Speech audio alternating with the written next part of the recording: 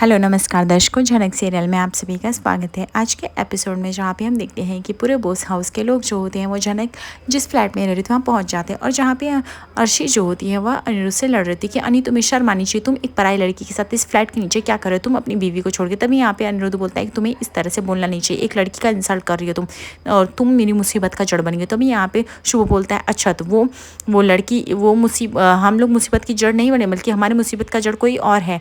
तभी वहाँ पे तनुजा बोलती है हाँ कोई और ही क्यों बोल रहे हैं आप, ये बोलिए ना, ये झनक लड़की ही है जिसकी वजह से सब प्रॉब्लम और सीन क्रिएट हुआ है। अर्शी बोलती ये तो है ही। तभी यहाँ पे झनक जो होती है वो चुप नहीं बैठती, बोलती बस करिए, आपकी क्या प्रॉब्लम है, मुझे कुछ भी नहीं समझ में आता है। तभी यहाँ पे हम देखते बिपाशा बोलती तुम शांत रहो झनक, तुम्हें शर्म आनी चाहिए, तुम अर्शी का बना बनाए घर बिगाड़ रही हो।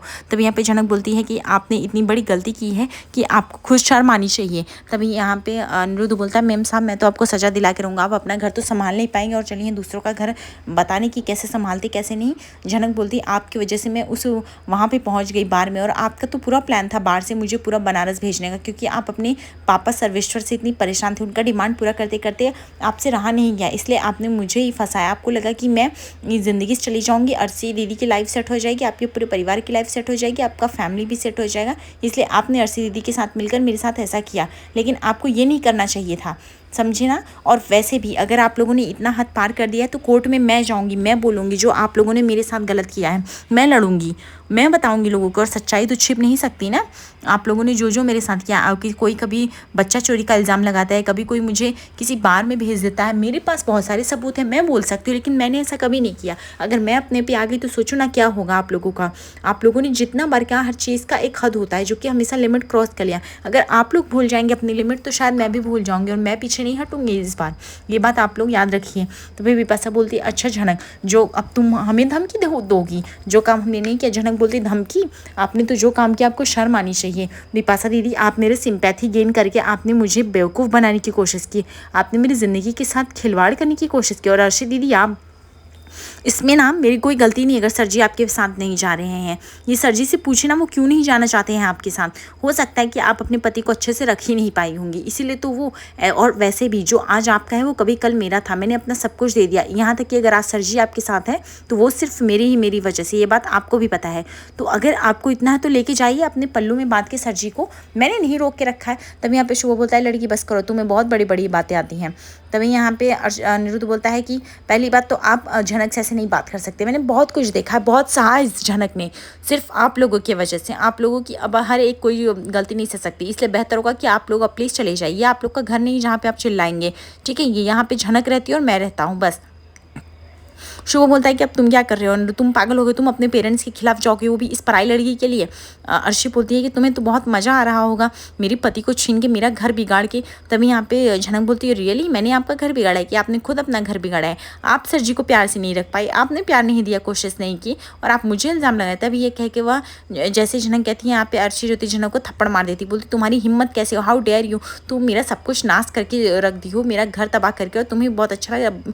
बिपाशा बोलती बहुत अच्छा किया, एक काम करो दो चार और जड़ो। तनुजा बोलती हाँ हाँ दो चार और जड़ दो अर्शी, ये इसी लायक है। ये सुनकर अनिरुद्ध को गुस्सा आ जाता है। अनिरुद्ध बोलता है अर्शी बस करो, खामोश हो जाओ, तुमने ये जो किया ना आज तुमने हद पार कर दी। अब तो ये करने के बाद तुमने पूरी तरह से मुझे डेफिनेटली निश्चित कर दिया है कि मैं अब तुम्हारे साथ बिल्कुल भी नहीं लौटूंगा, अब मैं झनक के साथ ही रहूँगा, तुम्हें जो करना है कर लो। और हाँ ये तुम्हारी लास्ट वार्निंग थी और आई थिंक लास्ट ऑप्शन था, तो तुमने झनक को मार के अपनी सारी गलतियाँ जो थी और बढ़ा दी। अब तो मेरे दिल में तुम्हारे लिए माफ़ी सिंपैथी कुछ भी नहीं है, तुमने झनक के साथ जो किया ना ठीक नहीं किया अर्शी, इसके लिए तुम्हें बहुत बड़ा भुगतान करना पड़ेगा। तभी अर्शी जो थी झनक को फिर से जाती हुई मारने।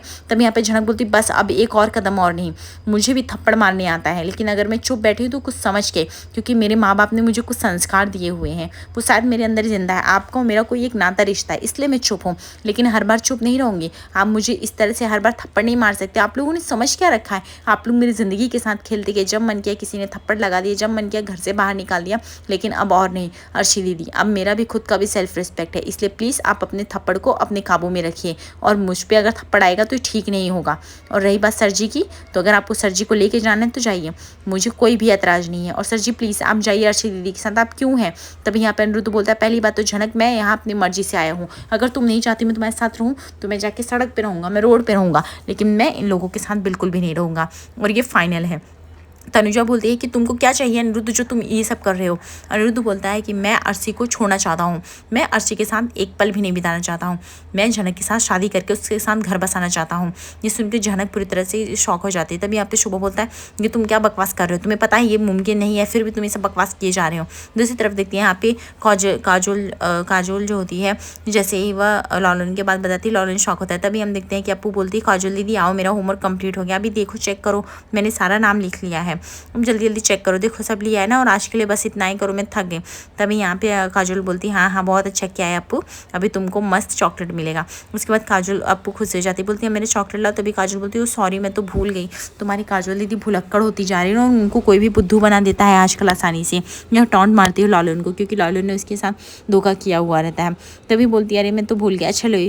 तभी यहाँ पे काजोल बोलती क्यों भूल गई, देखो कितनी गंदी। तभी यहाँ पे काजोल बोलती है अरे नहीं नहीं ये देखो मैं तुम्हारे चॉकलेट लाई हूँ, मैं भूल सकती हूँ क्या। उसके बाद आपको चॉकलेट पा जाती है, खुश हो जाती है। दूसरी तरफ हम देखते हैं कि यहाँ पे अनिरुद्ध बोलता है आप सब लोग अगर यहाँ से निकलेंगे तो बेहतर होगा, अदरवाइज मैं धक्के मार के आप लोग को घर से निकाल सकता हूँ। झनक बोलती है कि अरे सर जी मेरे लिए मुसीबतें और मत खराब करो, ये लोग जब देखो आपके घर वाले आके मुझ पर इल्ज़ाम लगाते, कोई थप्पड़ मारता है, कोई मार पीट की कोशिश करता है, मैं अब और नहीं सह सकती। अनिरुद्ध बोलता है कि नहीं झनक अब तुम्हारे साथ कुछ भी अन्याय नहीं हुआ, जो होना था हो चुका, अब नहीं होगा क्योंकि अब मैं तुम्हारे साथ हूँ। और अर्शी प्लीज़ अपने आप को कंट्रोल में रखना सीखो, मुझे समझ में नहीं आता आप अपने आप को लॉयर कहते हो ना, आप लोग एक लड़की के साथ इतना गलत कैसे कर सकते हो। आपके दिल में झनक के लिए थोड़ा भी प्यार नहीं। और मेम साहब आप तो जल्दी से मैं आपसे कोर्ट में मिलूंगा, इसलिए प्लीज़ आप अपना नाटक तो भी बंद ही कर लीजिए। और आप लोग को दिल में ज़रा भी सिंपैथी नहीं है झनक के लिए।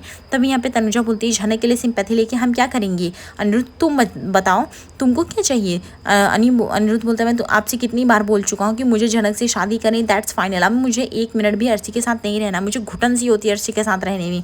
तभी यहाँ पे झनक बोलती है क्या कह रहे हैं सर जी, मुमकिन नहीं है। तभी यहाँ पे अर्शी बोलती है ये तो कभी नहीं हो सकता है कि तुम मुझे छोड़ दो। तभी यहाँ पे अनिरुद्ध बोलता है अब तुम जा रही हो, मैं तुम्हें धक्के मार के निकालो। उसके बाद गेट आउट करके अनिरुद्ध सबको निकाल देता। दूसरी तरफ हम देखते हैं यहाँ पे छोटान पढ़ाई कर रहा होता है, जहाँ पे उसका मन नहीं लगता है। और यह देख के मीनू बोलती है कि छोटान प्लीज़ तुम पढ़ाई करो, तुम्हारा इसी तरह से मन लगेगा तो एग्जाम भी करीब है, उससे घर में काफ़ी ड्रामे हो गए हैं और तुम्हारा फोकस बिल्कुल भी नहीं है। छोटान बोलता है तो तुम ही बताओ मीनू मैं कैसे पढ़ाई करूँगा, तुम्हें पता है घर में आजकल कितना पंचायत चल रहा है, उस सब के बीच में पढ़ाई पे फोकस कैसे कर पाऊँगा। तभी यहाँ पे मीनू बोलती है कि इस तरह से अगर तुम पढ़ाई से अवॉइड करोगे तो एक दिन तुम मुझे भी छोड़ दोगे, मुझसे भी उब जाओगे, बोलोगे कि तुम्हारा मन मेरे पे भी नहीं लग रहा है। तभी छोटान बोलता है कैसी बातें कर रही हो मीनू, पढ़ाई और तुम दोनों में ज़मीन आसमान का फ़र्क है, दोनों अलग चीज़ें हैं। मीनू बोलती है ऐसा बिल्कुल भी नहीं है, अगर तुम पढ़ाने वाली से ही नहीं प्यार से बात कर रहे हो, नफरत करोगे, पढ़ने से नफरत करोगे तो कैसे बढ़ोगे छोटान, तुम्हें पता होना चाहिए कि पढ़ाई कितना इंपॉर्टेंट है। छोटान बोलता है मैं समझ गया मीनू कि तुम मुझे सिर्फ पढ़ाना चाहती हो, लेकिन तुम ये भी समझो मैं कोशिश तो कर रहा हूँ ना जितना हो सकता है, लेकिन तुम्हें ये भी पता होना चाहिए कि इंग्लिश से मेरी फटी पड़ी रहती है, मैं कैसे भी करूँगा तो भी मेरे से कुछ ना कुछ छूटेगा। तभी मीनू दूसरी तरफ हम देखते हैं यहाँ पे शुभ जो होता है घर आता है, ये देख के बॉदी जाती है और वो बोलती है कि जो तुम लोग चले आए, अनी नहीं आए तुम लोग के साथ। तभी यहाँ पे तनुजा बोलती नहीं आया, और वैसे भी आप लोग को तो यही चाहते थे नहीं आया, पूरे घर वाले तो एकदम से खुश हो गए होंगे नहीं आया। बिपाशा बोलती है हाँ माँ, और आप लोगों को क्या है अर्शी का घर बिगड़ रहा है तो आप लोग को खुशी हो रही है। तभी यहाँ पे बॉदी बोलती है अच्छा बिपाशा तुम पहले जैसी बातें करने लगी, कहाँ से ये सब सीख रही हो या तुम्हें हिम्मत कहाँ से आ रही है। बिपाशा बोलती है जो अर्शी के साथ गलत हो रहा है एक औरत को देख के ही ये सब बोली आ रही है। बॉदी बोलती है चलो अच्छा है तुम्हें बोली तो आ रही। दूसरी तरफ यहाँ पे तनुजा बोलती है और वैसे भी बॉदी आपको इन सब में कोई भी इंटरेस्ट नहीं लेना है। तभी यहाँ पे बॉदी बोलती है अच्छा क्या इंटरेस्ट, आप लोग कर क्या रहे हैं, मैंने पहले ही बोला था कि उस लड़की को छोड़ दो, उस लड़की ने आप लोग का क्या बिगाड़ा है, लेकिन नहीं आप लोगों को वहीं जाना है, उस लड़की से मारपीट करना है, उसको हमेशा फंसाना है। तभी यहाँ पे शुभ बोलता है अब प्लीज़ आप मुझे मत बताइए कि मुझे क्या करना है क्या नहीं। दूसरी तरफ हम देखते हैं यहाँ पे अर्शी जो थी इनसिक्योर फील करती रहती है और वह जो थी स्लीपिंग का पिल्स ले लेती है। वो बोलती है कि बस बहुत हुआ, अब मैं स्लीपिंग पिल्स खाऊंगी, जैसे हॉस्पिटलाइज हो जाऊंगी। अनी तो इतना भी बेरहम नहीं है, उसको तो आना ही पड़ेगा। और वैसे भी ये मैं पिल्स तुम्हारे लिए नहीं खा रही हूँ, इसलिए नहीं कि तुम्हें मुझे तुमसे प्यार है, मैं तो तुम्हें वैसे भी एक दिन छोड़ने वाली थी, लेकिन मैं नहीं चाहती कि तुम मुझे छोड़ो या फिर मैं उस झनक से हार जाऊँ, मैं ये बिल्कुल भी नहीं चाहती हूँ। दूसरी तरफ हम देखते हैं यहाँ पे झनक काफ़ी स्ट्रेस रहती है। उसके बाद अनिरुद्ध जो होता है एक गिलास पानी लाता है और झनक को बोलता है प्लीज़ झनक तुम पानी पी लो, तुमने वैसे भी कल रात से कुछ भी नहीं खाया और प्लीज़ जाकर रेस्ट कर लो, एक काम करो तुम रूम में जाकर सो जाओ, मैं यहाँ पे सो जाता हूँ। झनक बोलती है पॉसिबल नहीं है, आप यहाँ पे क्यों सोएंगे, आप जाकर रूम में सो जाए, मैं यहाँ पे सो जाता हूँ। तभी अनिरुद्ध बोलते हैं झनक ये सब क्या पागलपन है, मुझे समझ में नहीं आ रहा है।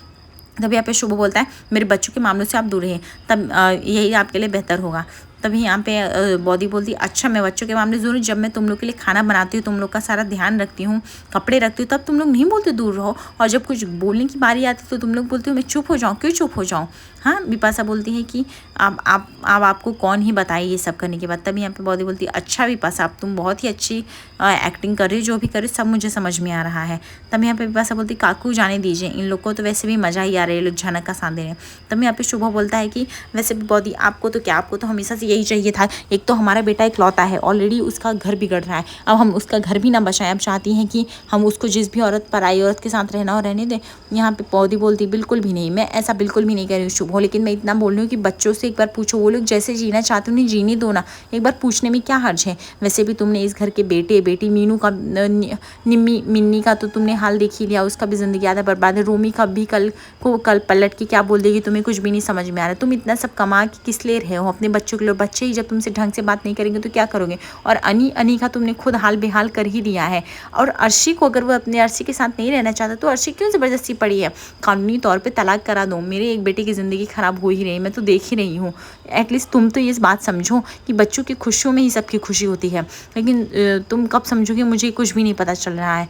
दूसरी तरफ यहाँ पे मीनू बोलती है कि छोटौन अच्छा तुमने मीनिंग निकाला है, मैं तुम्हें सिर्फ पढ़ाना चाहती हूँ। तभी यहाँ पे छोटौन बोलता है नहीं मीनू, तुम एक्चुअली इंसल्ट फील करती हो, तुम इसलिए तो अपने घर वालों से भी नहीं मिलाती, इसलिए तुम मुझे ज़्यादातर तुम अपने साथ बाहर ही नहीं लेके जाना चाहती, क्योंकि तुम्हें इंसल्ट फील होता है।